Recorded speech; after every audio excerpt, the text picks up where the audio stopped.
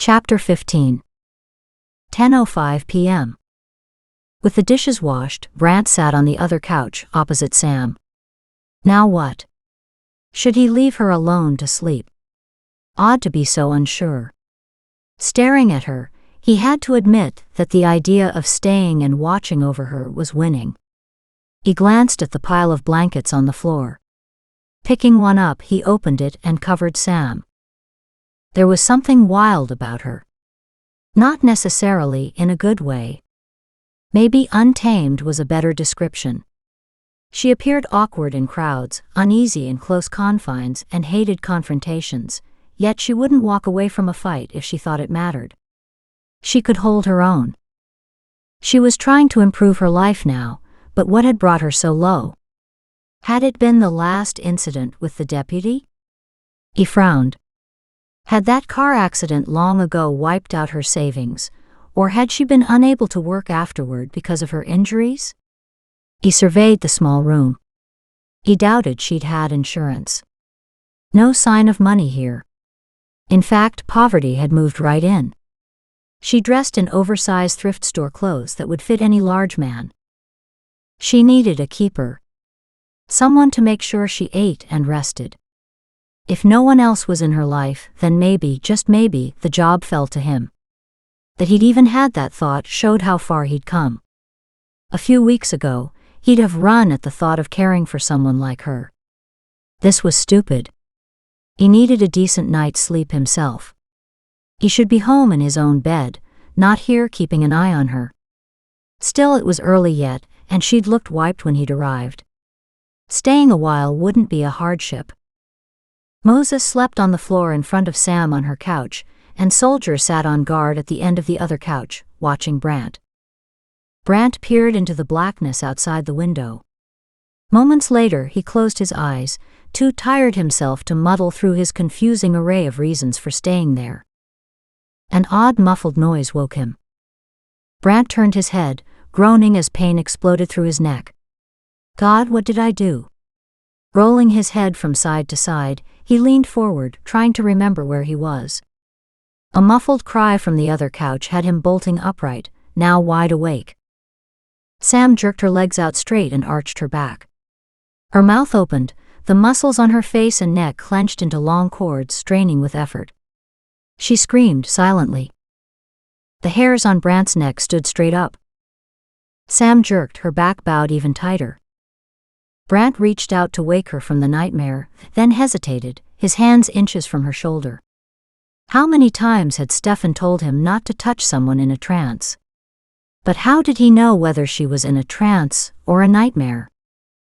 Sam collapsed, her legs sprawling at awkward angles. Her breathing stabilized, returning to a more even pace, slowly picking up a normal rhythm again. Just when he thought she was fine, Sam's face twisted, her eyes opened wide with an opaque glassy look. Brant bent over and stared directly into her eyes. Sam, he whispered. Sam, wake up. Sam arched again, then jerked spasmodically as if struck by invisible blows. Jesus. Brant backed up a step and stared at her. Ice raced through his body. What the hell was going on? He searched her face, watching every nuance, every tiny expression. It was easy to see she wasn't really here. She was seeing something, experiencing something that Brant couldn't. Brant had never seen any nightmare like this one. He wasn't sure he'd ever want to either. He glanced at his watch, 2:30 a.m. He must have fallen asleep. He could have sworn he'd been out for only a couple minutes. Sam made a gurgling sound, arched once then twice before collapsing into a shuddering tremble. Then she fell silent. Brant stared in horror. Cuts appeared in the blanket. He reached out, the raspy wool scratched his fingers. When he'd covered her up, the blanket had been tatty but whole. He couldn't see it completely from the awkward way it lay over her, but he saw several slices in the thick fabric. His jaw dropped. More cuts appeared even as he watched. He leaned forward, shock making his hands tremble. This could not be happening. This was not possible. His rational mind knew that, yet his eyes wouldn't stop receiving the images. There, another cut over her abdomen appeared. No way. He leaned closer and sat again as bile rose in his throat. Blood seeped slowly from the last cut. Impossible. Brant sat in horror, as blood slowly oozed from the dozen cuts, soaking the blanket covering Sam. Was she hurt? She couldn't be, the cuts had just appeared. Only nothing here had caused those injuries. Soldier arrived at the couch where Sam lay, a high whine sounding from deep inside him. Easy, boy. I don't know what's going on either. Brant studied his hands, not surprised to see them shaking, shudders even now moving up his arms. Christ, no one would believe this. Hell, he could hardly believe it himself, and it was happening right before his eyes. His gaze dropped to a second blanket on the floor. Reaching down, he shook the folds loose and went to fling it across her form, when Stefan's repeated warning surfaced again, as had been drilled over the years into Brant. Never touch a medium when they are in a trance. The blanket dropped to the floor. He didn't know if a blanket counted as a touch, and decided he didn't dare take the chance. A sudden thought jolted him. No one would believe him, just like no one believed Sam. Oh God. His stomach knotted, and bile seared his throat, threatening to make him sick. Is this how she felt? He watched in fearful fascination as the blood oozed from the cuts and seeped into the blanket atop her, then dripped to the blanket on the floor beside her. Her face paled to a milky white, making his nerves jump again. Shit! He wanted to call for an ambulance. But what could he tell them? He knew logically there was no rational explanation. And he could be killing her by leaving her alone to bleed. Shit! Doubt paralyzed him. Soldier stuck his nose closer to Sam, sniffing the blood. He whimpered. Brant grabbed his cell phone. Stefan, goddammit, please be home. Hello. A thick sleep-filled voice growled at him. Oh, thank God. Stefan, this is Brant. Brant. A thick throat-clearing cough bounced through the phone. What's the matter? It's Sam. Sam? What's wrong? His voice turned businesslike. I'm in trouble. What else is new? No, I'm here with her now, and she appears to be caught in a vision. And? Stefan. I've seen a lot of things in my life, but I've never come across anything like this. It's happening right now. Brant took a deep breath and willed some stability into his voice. Cuts have appeared in the blanket covering her, and there's blood. Oh my God, there's so much blood. It's dripping on the floor. Brant drew a shaky breath. There's no weapon or anyone, just the slashes without reason. But she's still in the vision? That's what I'm saying. It's like she's experiencing someone else's attack. As I'm watching, she arches and reacts as if being stabbed, then slashes appear in the blankets around her. Within seconds, blood appears and drips to the floor. Christ, Stefan. Brant bent, dipping his fingers in a pool of blood. He rubbed his fingers together. The blood is real. It smells real and it feels real. There was silence for a moment. How can she survive something like this? Brant needed Stefan's reassurance. That it wasn't forthcoming made him more nervous. Is she breathing? Brant, his heart racing at the thought, bent over Sam. Christ, she'd better be. He checked her chest for the telltale rise and fall movement. There. Ever so faint.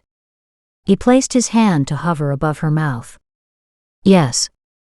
A faint waft of air. Yes, she's alive. But not by much. That's okay. The deeper her trance, the more her body vitals slow down. Brant checked her over again. The blood had settled in, staining the gray material of the blanket to rust. The smell flared his nostrils, the same metallic odor he knew all too well.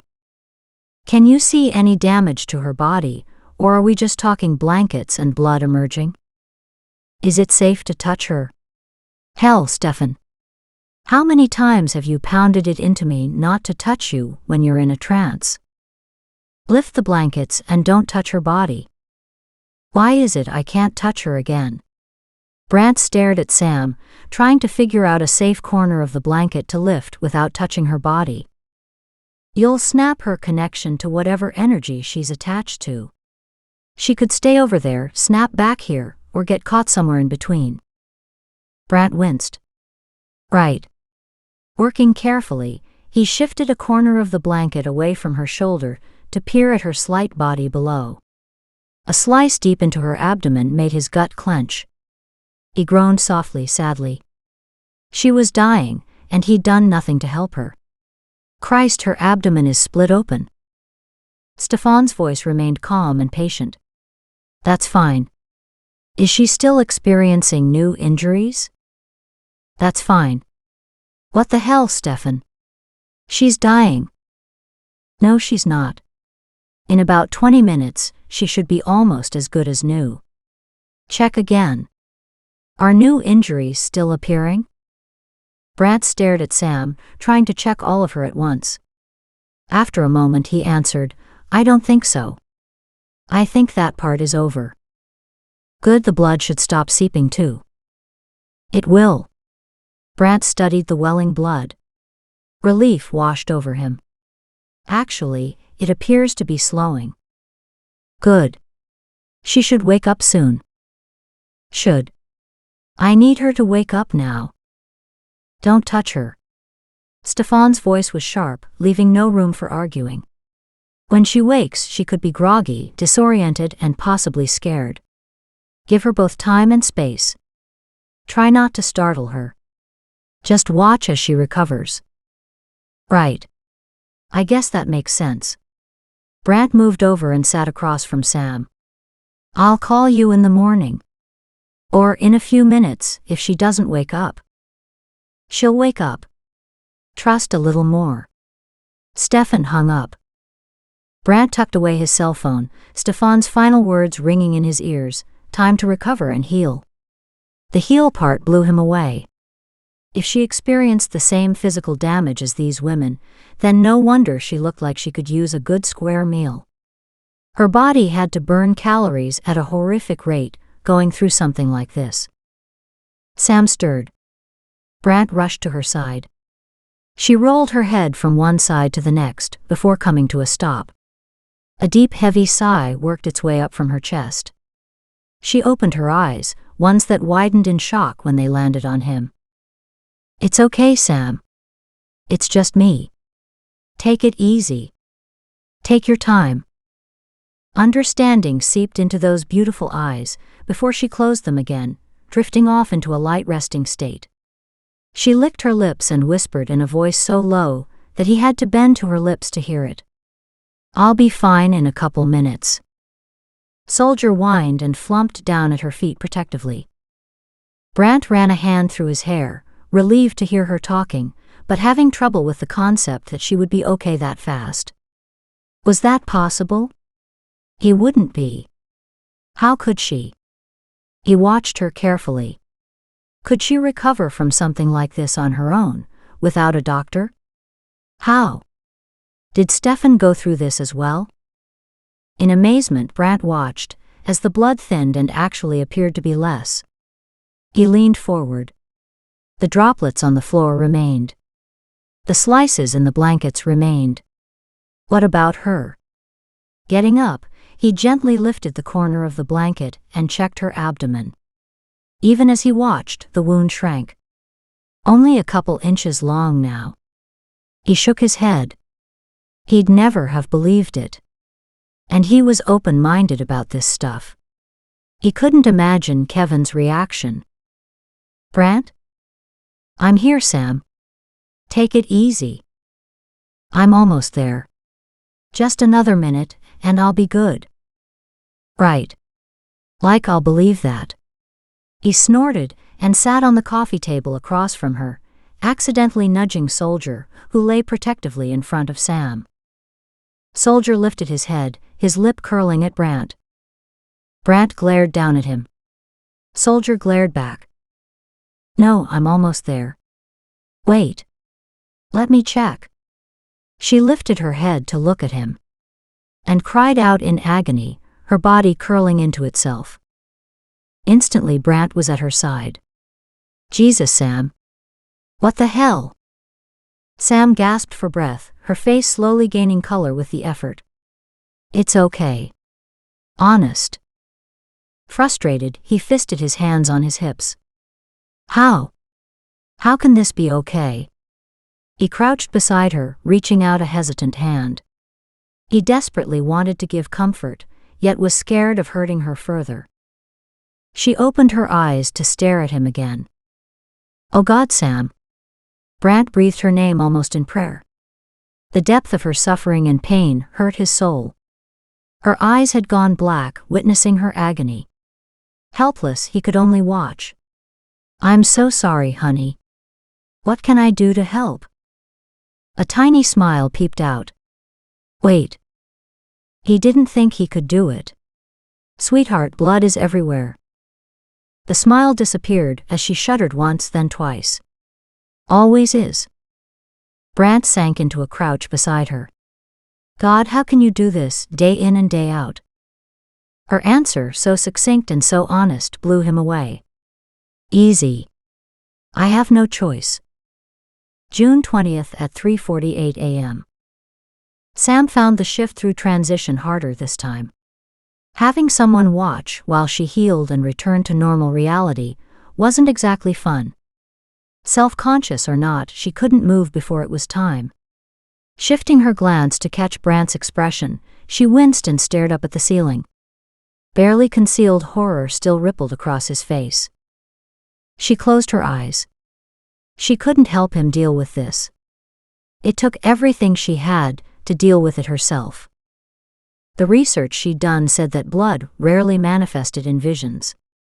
But in special cases, people woke up with their hands or bodies stained with the stuff. For her, the blood appeared wherever the injuries manifested, but less blood than if she'd truly been the one attacked. Apparently, the amount of physical manifestations should decrease, as she learned to control her gifts. She could only hope. Gently, Sam swung her legs over the side of her couch and sat up. Feeling dizzy, she took several shuddering breaths before fixing her gaze on Brant. Wild eyes stared back at her. She couldn't blame him. This stuff came straight out of a horror movie. She wanted to curl up and hide in shame. She'd hoped he'd never see her like this. Never see her so exposed, so freakish. She could only imagine what he thought of her now. A few last tremors worked up her spine. It was almost over. Her eyes still burned, swollen and dry.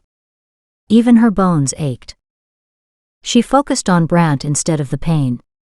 His rumpled hair looked adorable, at total odds to his eyes. She glanced at the clock, yawning at the same time. It was close to 4 a.m. He must have stayed all night. She slid her gaze over him again. He still appeared shell-shocked. It said much about his perception.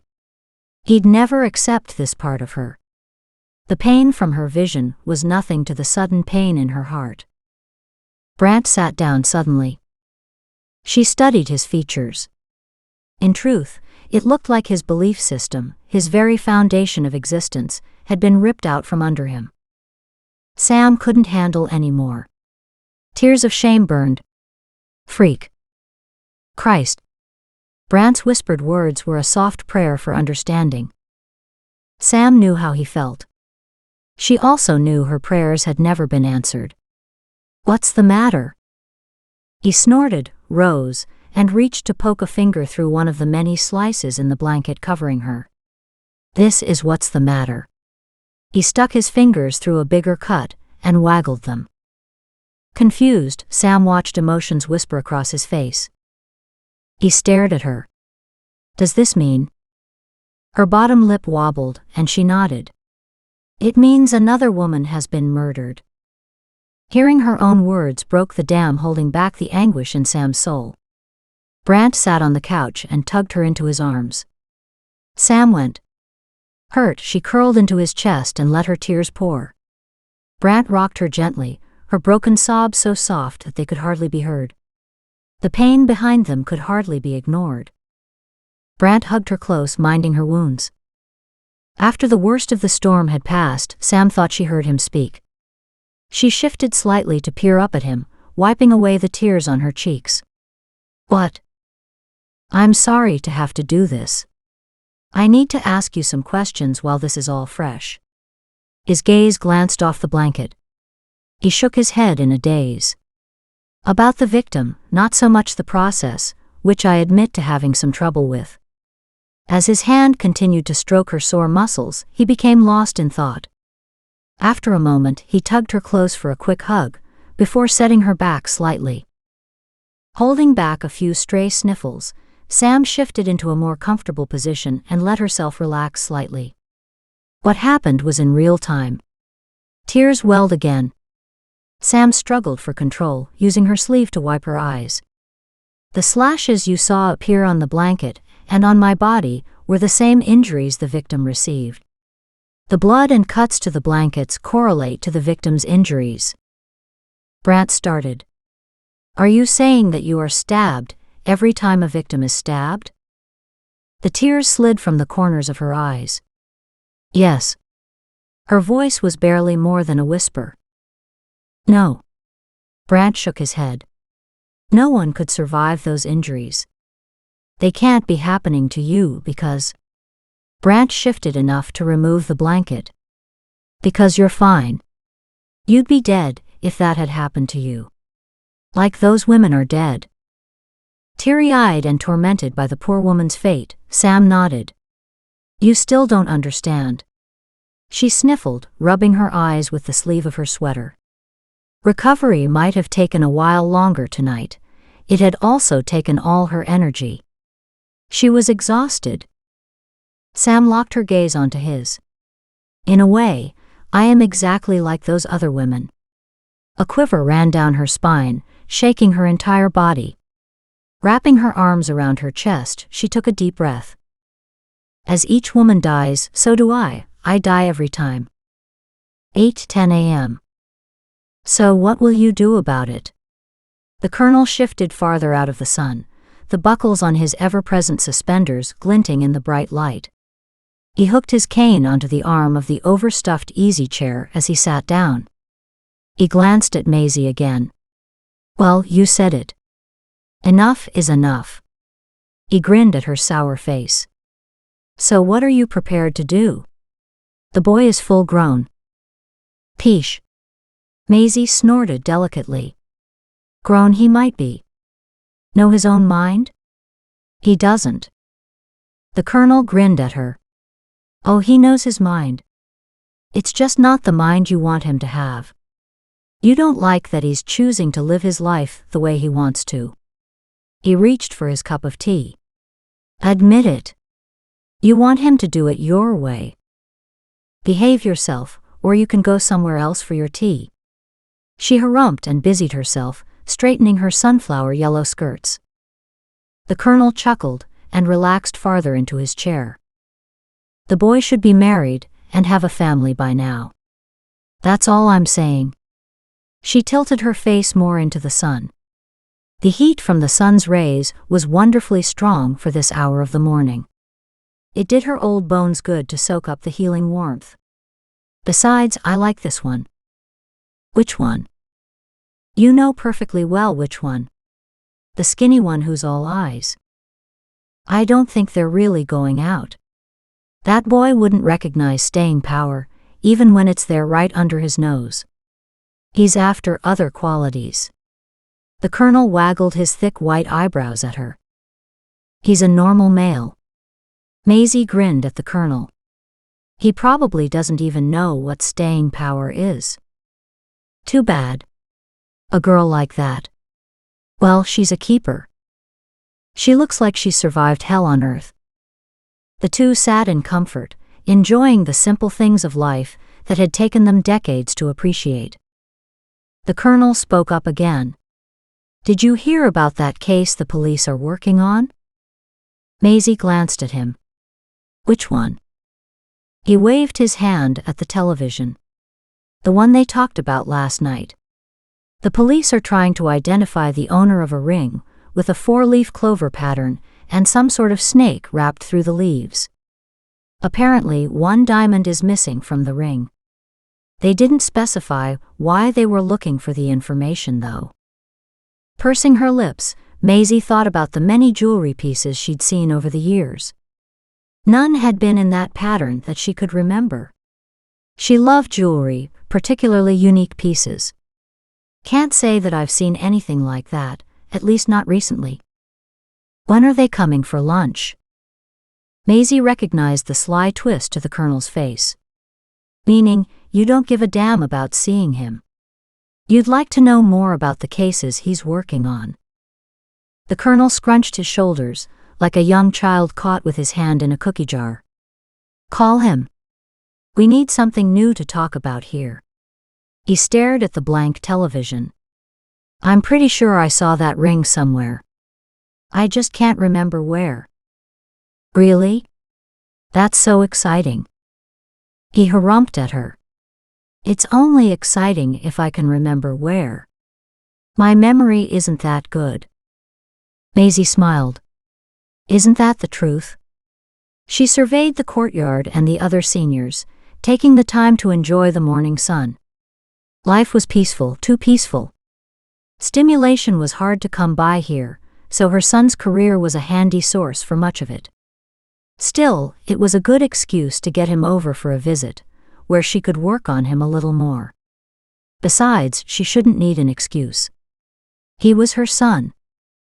She reached for her buzzing phone, ignoring the low chuckles from the Colonel.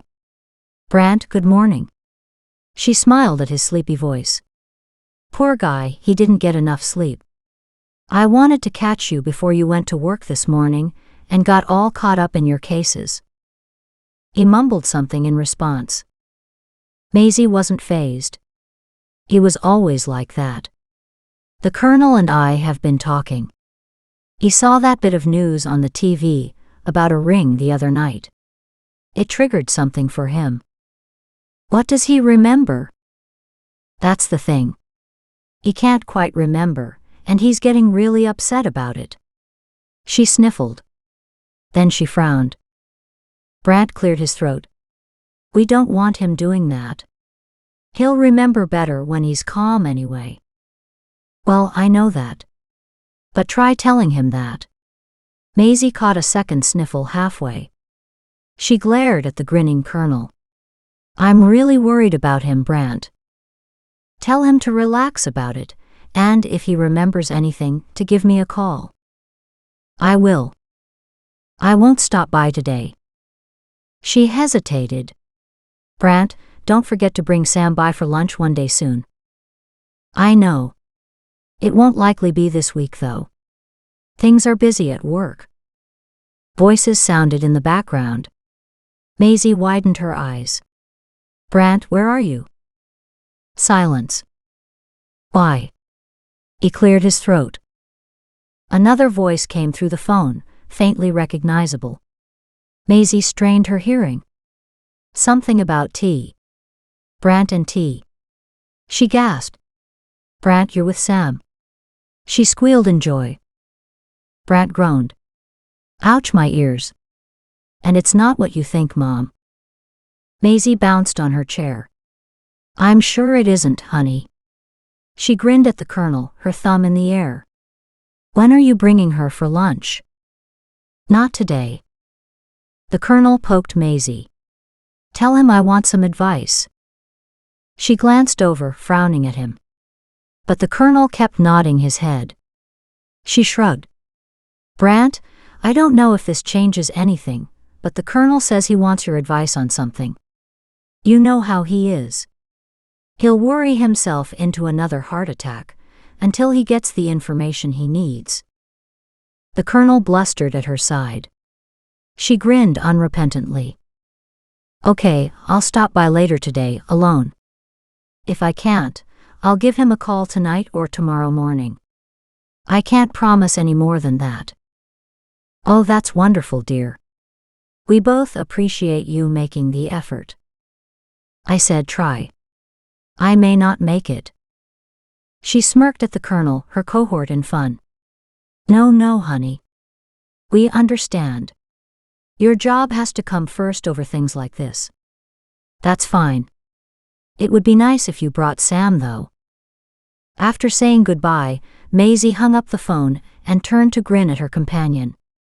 He said he'll get here later this afternoon, or he'll call you later today. She leaned forward slightly as she squeezed the phone to her chest. He spent the night with Sam. The colonel nodded. Good. We should have a few hours to ourselves too. She plumped her blue-white hair and smiled teasingly. What did you have in mind?